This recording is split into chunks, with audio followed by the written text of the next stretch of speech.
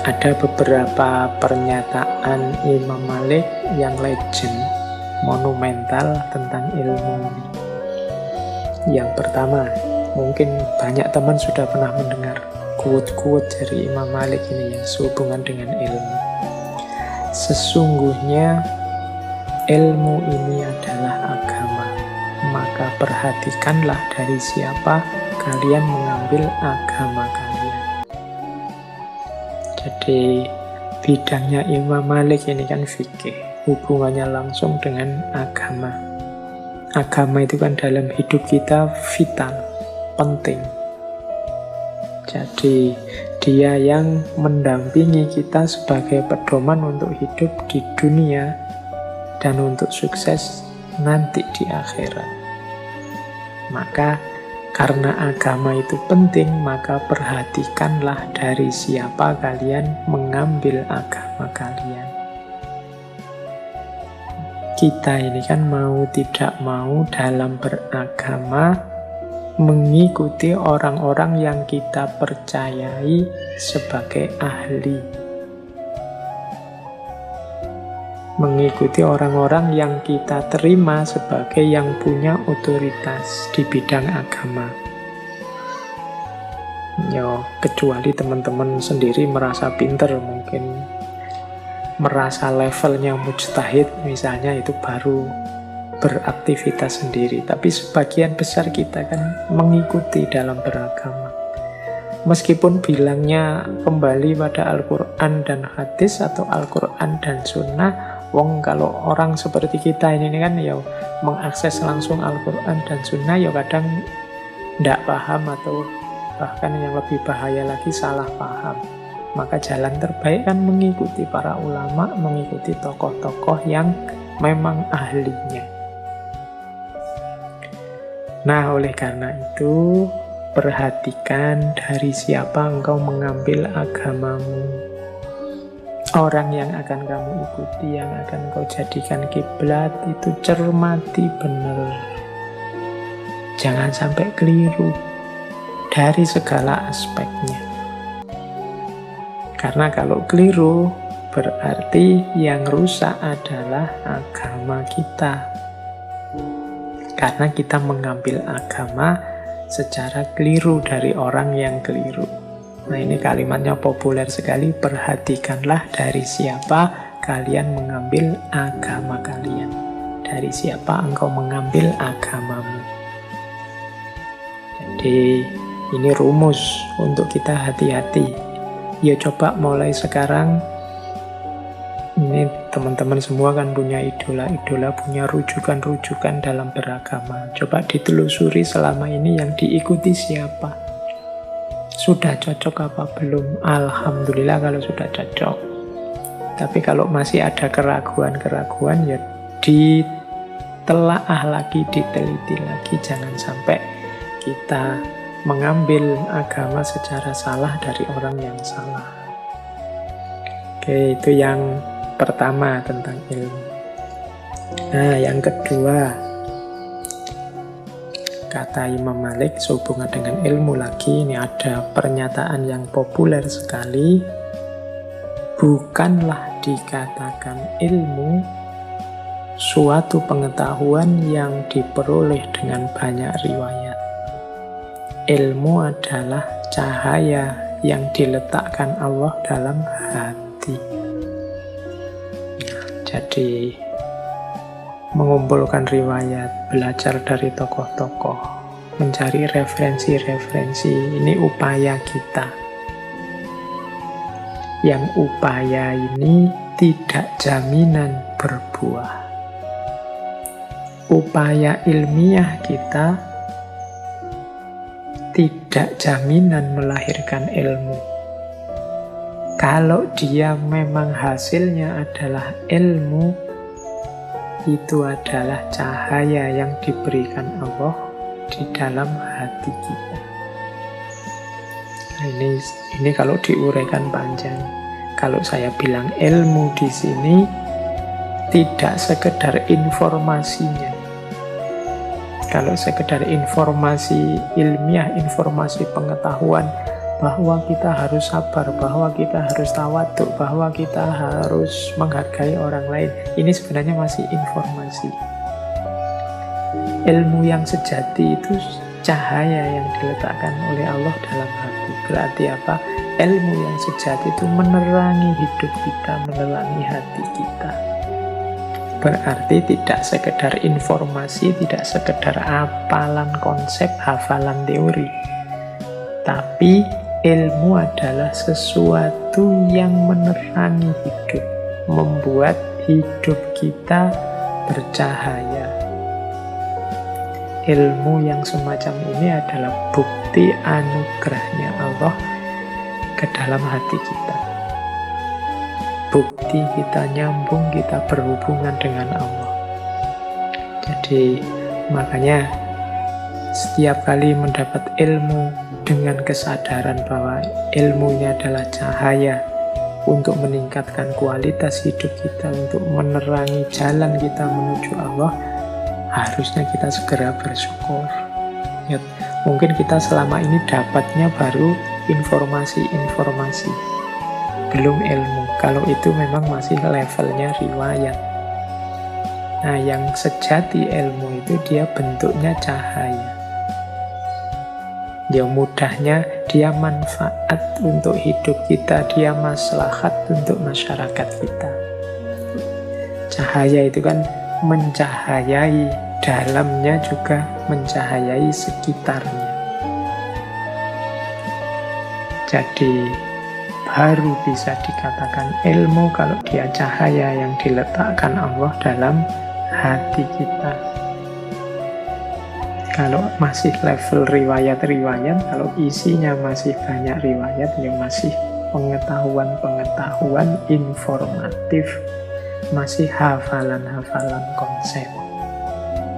Ya kalau sekedar hafalan konsep, ya mungkin HP dan laptop dan Google itu yang paling puncak hari ini. Google itu apa yang tidak tahu. Tapi ternyata bukan itu. Ilmu itu bukan sekedar informasi, tapi dia nur, dia cahaya. Kalau dia cahaya, maka dia menerangi.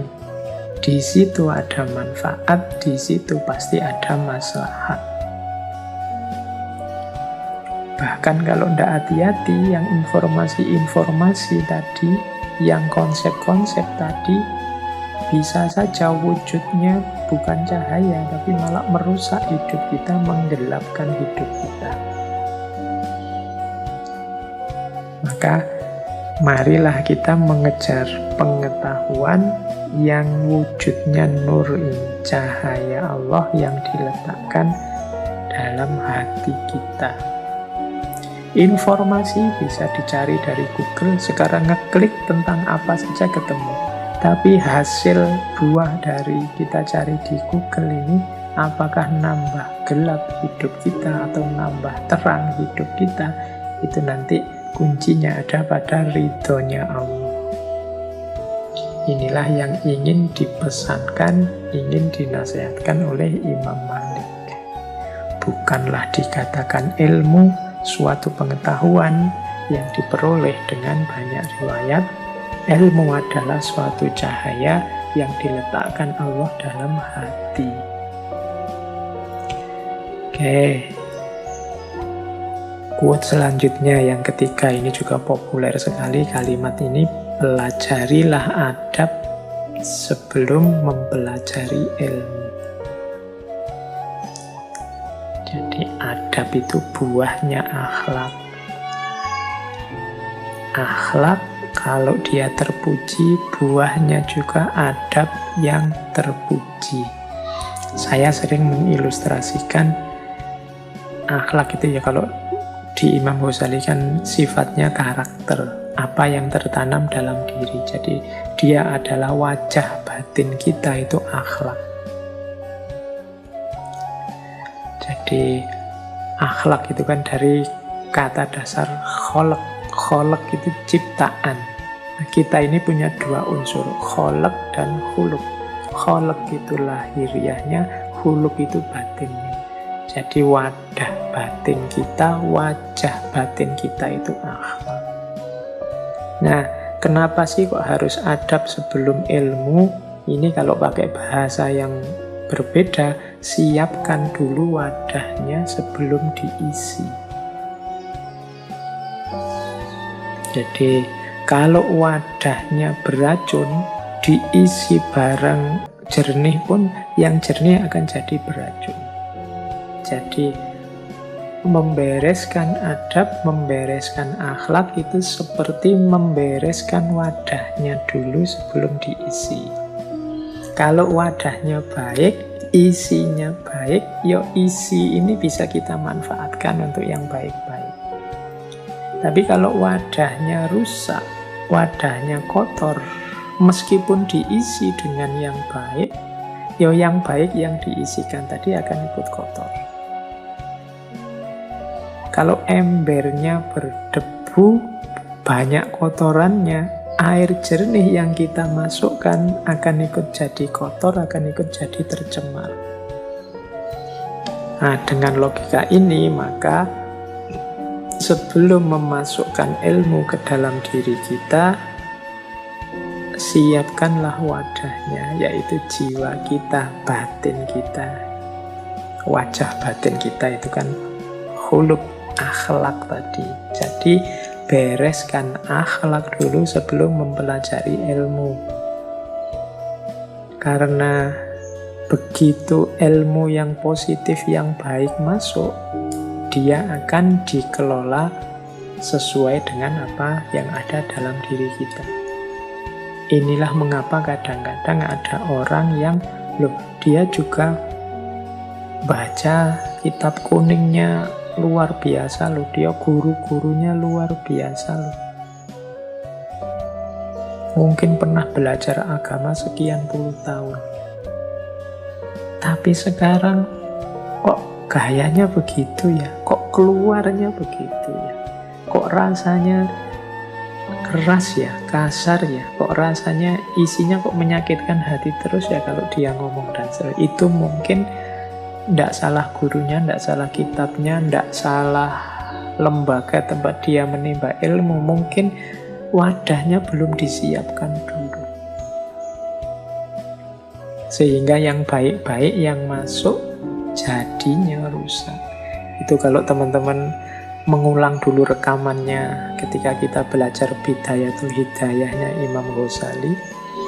Jadi ini termasuk yang yazdad ilman walam yazdad dan banyak orang yang ilmunya nambah tapi hidupnya tidak semakin dapat hidayah, tidak semakin baik.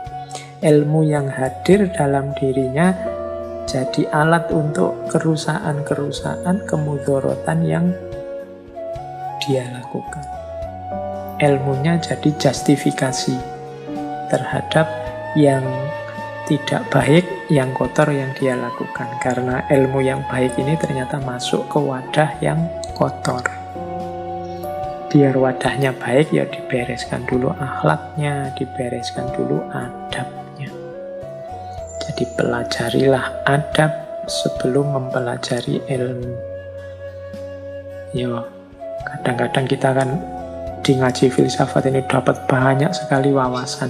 Itu wawasan sebanyak itu kalau wadahnya tidak bagus, ya ilmu yang bagus-bagus itu kita peralat untuk kepentingan kita yang tidak mesti bagus. Karena ternyata wadah kita belum terlalu bersih. Oke, semoga bisa ditangkap yang saya sampaikan ini. Jadi ini tidak semata-mata pelajaran akhlak, tapi juga akhlak yang berhubungan dengan ilmu.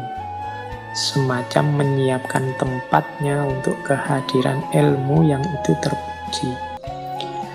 Terus ada lagi quote yang ini juga populer dari Imam Malik. Tidak sepantasnya seorang yang berilmu membicarakan satu pengetahuan pada orang yang tidak menaatinya. Karena itu adalah penghinaan kepada kemuliaan ilmu. Ini mungkin sindiran pada kita ya. Kita ini kan sering cerewet. Baru ngerti sedikit saja semua orang ingin kita ceramahi, ingin kita beritahu. Nggak masalah sih dari sisi semangat kita untuk menyebarkan kebaikan, tapi hati-hati.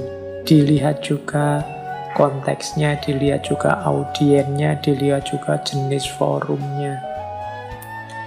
Karena kalau kita nggak hati-hati, jangan-jangan kita sudah niat baik, menyampaikan hal-hal yang baik, tapi tanggapannya justru sebaliknya. Nggak hanya menghina kita, tapi menghina kemuliaan ilmu yang kita sampaikan.